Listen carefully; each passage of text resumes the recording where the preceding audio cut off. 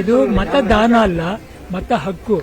ಇದನ್ನ ದಾನ ಮಾಡಬೇಡಿ ಮತನ, ಇದನ್ನ ಹಕ್ಕನ್ನ ಚಲಾಯಿಸ್ಬೇಕು. ನೀವು ನಿಮ್ಗೆ ಯಾರಿಗೆ ಬೇಕು ಅವ್ರಿಗೆ ನಿಮ್ ಇಷ್ಟಪಟ್ಟಂಗೆ ಹಾಕಿ. ಅದು ದಯವಿಟ್ಟು ಹೊರಗಡೆ ಬಂದು ವೋಟ್ ಮಾಡಿ. ನಾನ್ ಮಾಡಿದ್ದೀನಿ, ನನ್ನ ಮಕ್ಕಳು ಮಾಡಿದ್ದಾರೆ, ನನ್ನ ಹೆಂಡತಿ ಮಾಡಿದ್ದಾರೆ, ಅಪ್ಪು ಹೆಂಡತಿ ಬಂದ್ ಮಾಡಿದ್ದಾರೆ. ಸೊ ನೀವು ಎಲ್ಲರೂ ಬಂದ್ ಮಾಡಿ, ಯಾರು ತಪ್ಪಿಸ್ಕೋಬೇಡಿ ಪ್ಲೀಸ್. ನಾನು ಪ್ರತಿ ಬಾರಿ ಬಂದಿದ್ದೀನಿ. ಪ್ರಕಾರ ಪ್ರತಿ ವರ್ಷ ಯುವಕರ ಸಂಖ್ಯೆನೂ ಈಗ ಜಾಸ್ತಿ ಆಗ್ತಿದೆ ಅಂತ ಅನ್ಕೊಂಡಿದ್ದೇನೆ. ವೋಟಿಂಗ್ ಬಂದು ನಮ್ಮ ಡೆಮೋಕ್ರಸಿಯ ಫೌಂಡೇಶನ್, ಹಕ್ನ ನಾವು ಚಲಾಯಿಸಬೇಕು, ಆಮೇಲೆ ಕಾಪಾಡಬೇಕು. ತುಂಬ ಇಂಪಾರ್ಟೆಂಟು. ಲಾಸ್ಟ್ ಟೈಮ್ ಮೋಸ್ಟ್ಲಿ ಎಷ್ಟು 70% ಆಗಿತ್ತು ಅನ್ಸುತ್ತೆ, ಈ ಸಲ 100% ಆಗಲಿ ಅಂತ ಇಷ್ಟಪಡ್ತೀನಿ. ನಾನು ವೋಟ್ ಮಾಡಿದ್ದೀನಿ, ನೀವು ಎಲ್ಲರೂ ವೋಟ್ ಮಾಡಿ. ಪ್ರತಿ ಒಂದು ವೋಟ್ ಕೌಂಟ್ ಆಗುತ್ತೆ. ಆ್ಯಕ್ಚುಲಿ ಇಷ್ಟು ಜನ ನಾನು ಎಕ್ಸ್ಪೆಕ್ಟ್ ಮಾಡಿರಲಿಲ್ಲ. ಇಷ್ಟು ಜನ ನೋಡಿ ನನಗೆ ಬಹಳ ಖುಷಿ ಆಯಿತು. ಈ ಸತಿ 100% ವೋಟಿಂಗ್ ಆಗುತ್ತೆ ಅಂತ ಅನಿಸ್ತಾ ಇದೆ. ನಿಮ್ಗೆ ಇಷ್ಟ ಇರಲಿ ಇಷ್ಟ ಇಲ್ಲದೆ ಇರಲಿ, ನಮ್ಮ ಹಕ್ಕನ್ನ ನಾವು ಚಲಾಯಿಸಲೇಬೇಕು.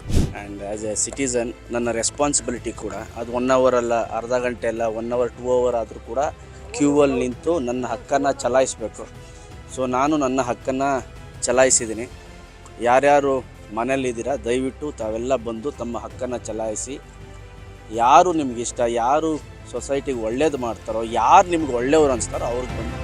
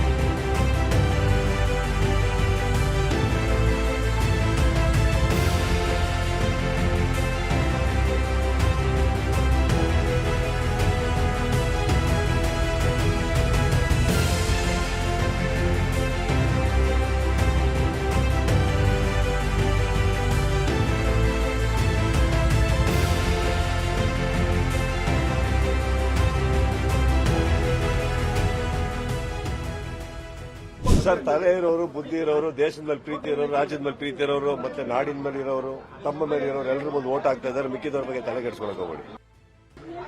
ಯಾರು ಬರ್ತಾ ಇಲ್ವೋ ವೋಟ್ ಹಾಕಕ್ಕೆ ಅವ್ರ ಬಗ್ಗೆ ತಲೆ ಕೆಡಿಸ್ಕೊಳ್ಳೋದು ಬಿಟ್ಟು ಯಾರು ಬರ್ತಾ ಇದಾರೋ ಅವ್ರ ಬಗ್ಗೆ ಗಮನ ಕೊಡೋಣ.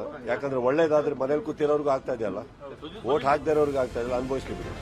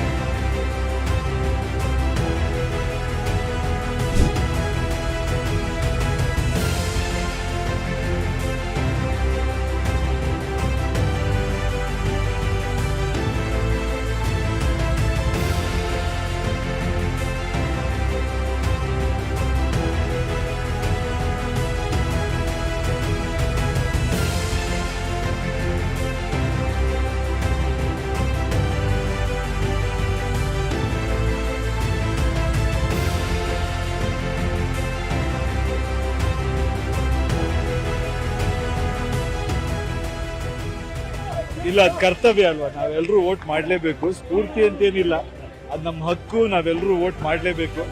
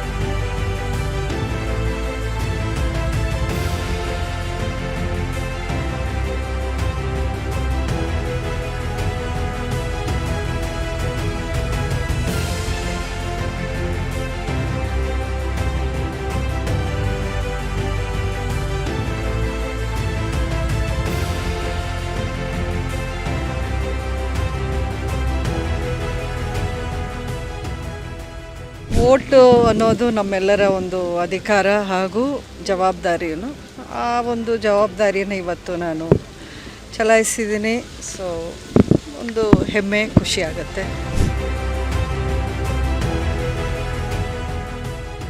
ಆಲ್ಸೋ ನಮ್ಮ ಬೂತಲ್ಲಿ 55-60% ಆಗಿದೆ. ಇನ್ನು 6 ಗಂಟೆವರೆಗೂ ಟೈಮ್ ಇದೆ. ದಯವಿಟ್ಟು ಎಲ್ಲರೂ ಬಂದು ಮತ ಚಲಾಯಿಸಿ ಅಂತ ರಿಕ್ವೆಸ್ಟ್ ಮಾಡ್ತೀನಿ.